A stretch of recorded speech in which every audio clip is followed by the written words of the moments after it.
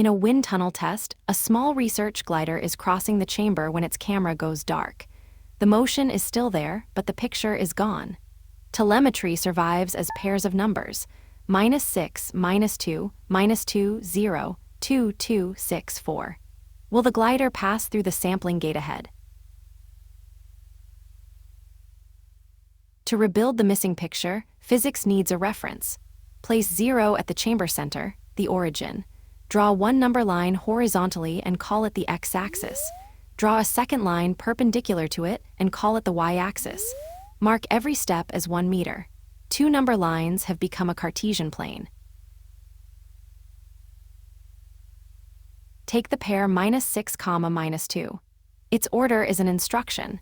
Move 6 meters left along x, then 2 meters down along y. Where those journeys meet, place 1 point. It is no longer 2 separate numbers, it is 1 location. The telemetry has recovered the first piece of the flight. Every point is written as an ordered pair, x first and y second. The order matters.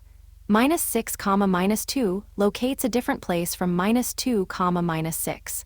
Swapping the numbers does not rename the same point, it moves the point. Read each pair as a short journey from the origin. Positive x points right and negative x points left. Positive y points up and negative y points down. The crossed axes divide the plane into 4 quadrants. A pair of signs tells us which quadrant contains the point. The signs describe direction from our chosen reference. They do not describe the object itself. Now slide the origin to the launch rail. The glider does not move, but every coordinate label changes. Replace meters with centimeters and the numbers change again while the physical position stays fixed. A coordinate is never just a pair of numbers. It depends on an origin, axis directions, scale, and units. Plot the remaining telemetry samples one at a time. Each point is a measured position.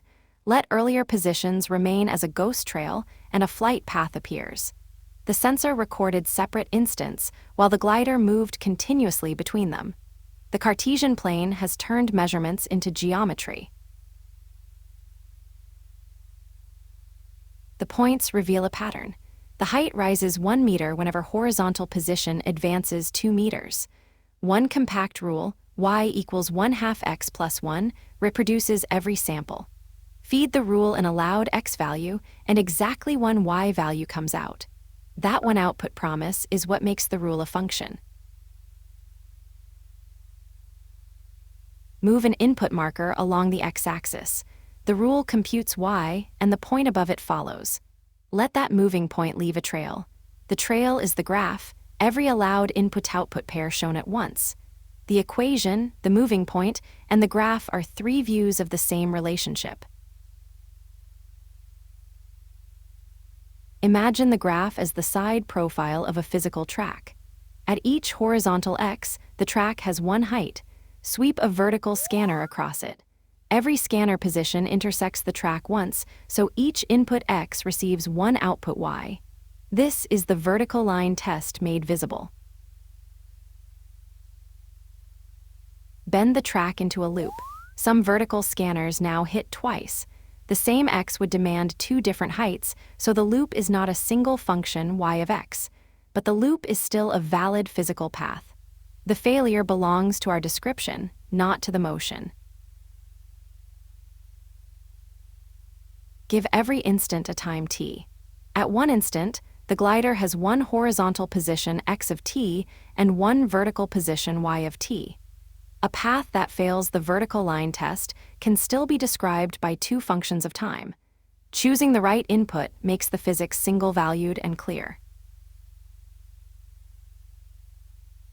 A function does not have to accept every number.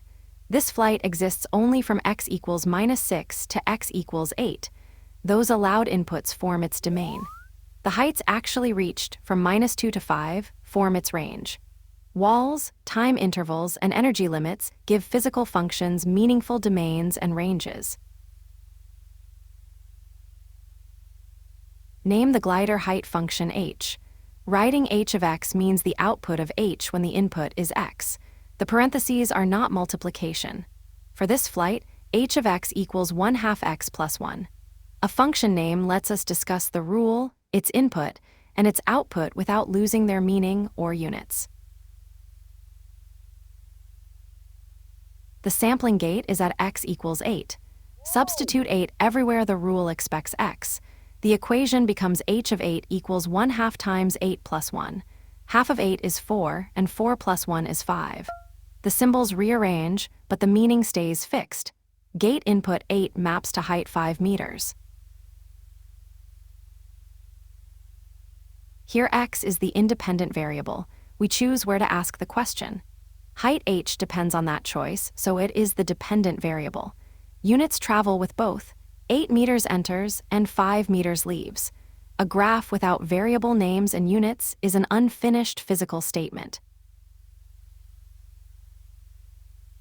Height tells us where the glider crosses the gate, but not when. Horizontal motion is another function. X of t equals -6 plus 2t, measured in meters when t is seconds.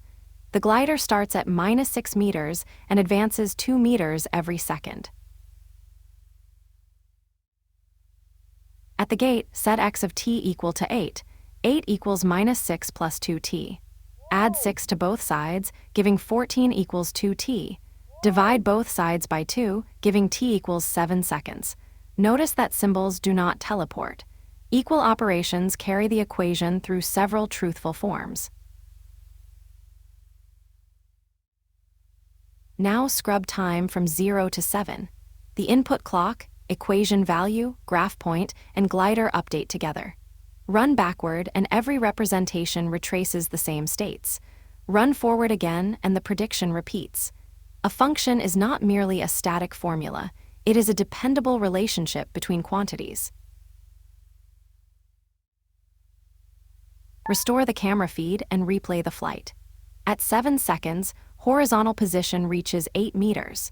The height function returns 5 meters at that same location. The glider passes through the center of the sampling gate. Coordinate pairs became positions, positions revealed a graph, and the function predicted the unseen moment.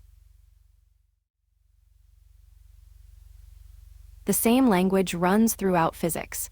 A projectile maps time to height. A spring maps time to displacement. A sensor maps voltage to temperature. The physical quantities and curves change, but the promise remains. Each allowed input receives exactly one output. Functions make dependence visible and predictions testable. Keep 5 connected ideas. An origin, axes, scale, and units create a Cartesian plane. An ordered pair names one point. A graph gathers many pairs. A function assigns one output to each allowed input, with a domain and range. Next, we ask which function describes repeated fractional change. With this map beneath us, exponentials and logarithms become visible instead of symbols to memorize.